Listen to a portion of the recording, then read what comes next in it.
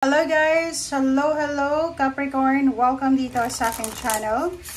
Kapalaran 888. Welcome guys. Alamin natin kung anong messages, vibration, gabay energy para sa lahat. So, general reading.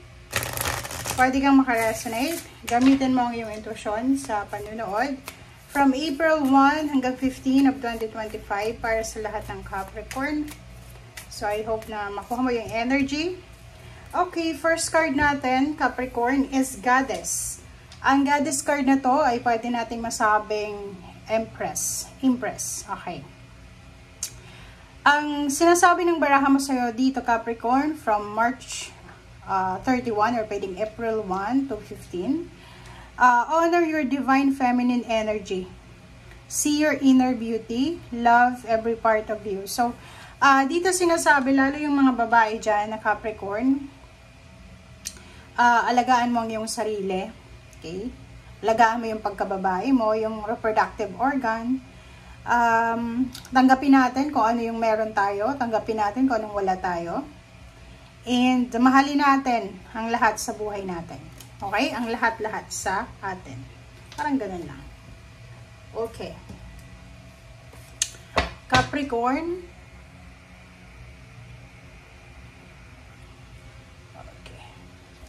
So, tingnan natin dito sa second deck kung ano ang messages pa na pwedeng makaresonate ka. Okay. Capricorn.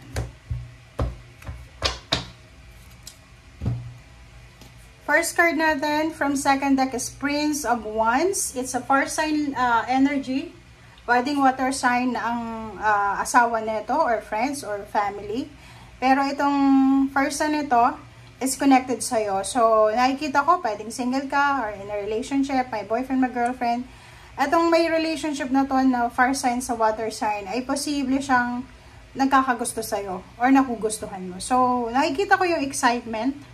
Nakikita ko yung kilig, yung confidence level dito. Comment down below if you resonated, Capricorn. Next card is Ten of Wands. Nakikita ko sa'yo dito, Capricorn, na for the month of April, sobra-sobra yung obligation, duties, and responsibilities mo. So, every day, busy ka hanggang sa gabi. Parang ganon. So, marami kang kailangan tapusin. Marami kang sobrang stressful din to kasi parang nagmo-multitask ka. Multitasking, overstressing, diba? Walang masyadong oras para magpahinga, parang gano'n. So, ang dami-dami mong obligasyon, daming mga duties and responsibilities. Next card is Nine of Wands. So, dahil dyan sa dami-dami mong problema. So, nakikita ko sa'yo dito na sobra-sobrang makakaramdam ka ng pagod. Okay?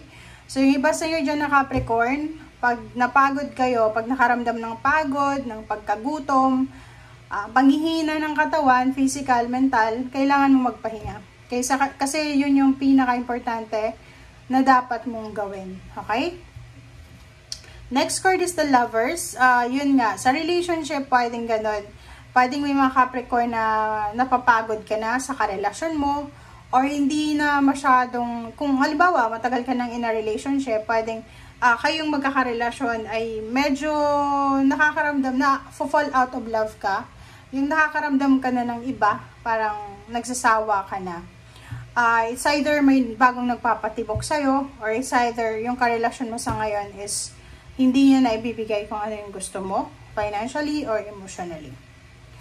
King of Wands, nakikita ko sa'yo dito na kung single ka, posibleng sa loob ng trabaho, single in a relationship or kung ano man ang status mo sa buhay, but posibleng sa loob ng trabaho or sa loob ng company, posibleng makatanggap ka ng love proposal or posibleng makatagpo ka ng tao na magkakagusto sa'yo or pwedeng ikaw magkakagusto sa katrabaho mo, parang gano'n.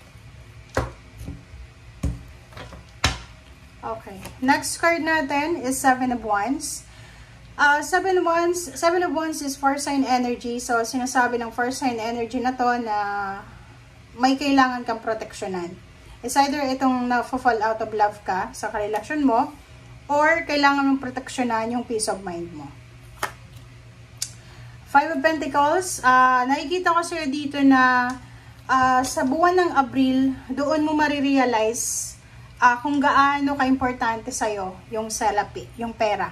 Kung gaano ka-importante sa'yo yung pagkakaroon ng stable na financial. So, nakikita ko sa'yo dito na may kailangan kang proteksyonan. So, pwedeng kailangan mong proteksyonan yung sarili mo laban sa financial problems or physical health problems. Kaya, may kailangan kang gawin.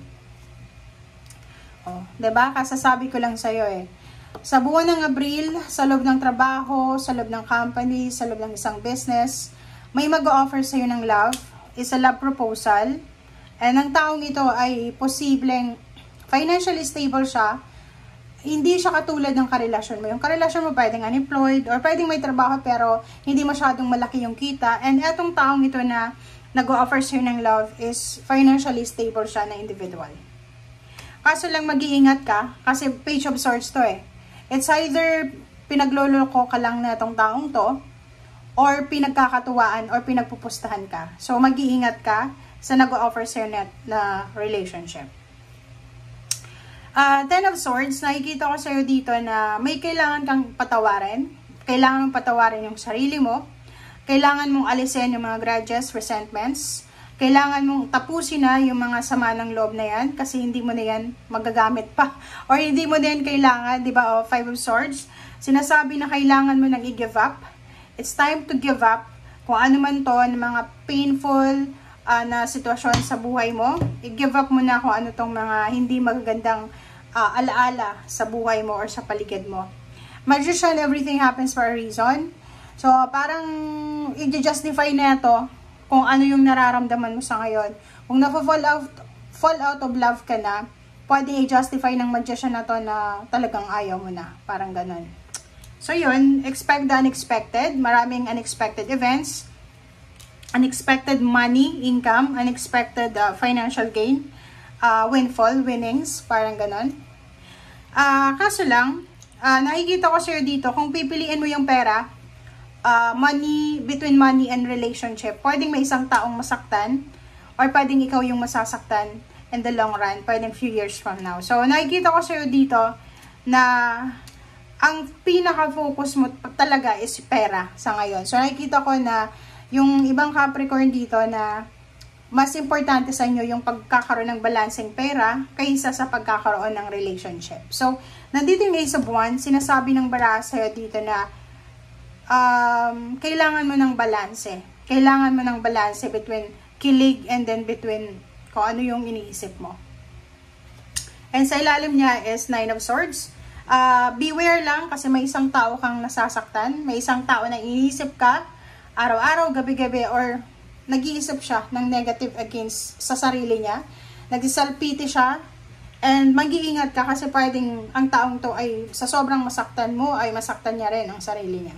Okay? Thank you guys. Bye!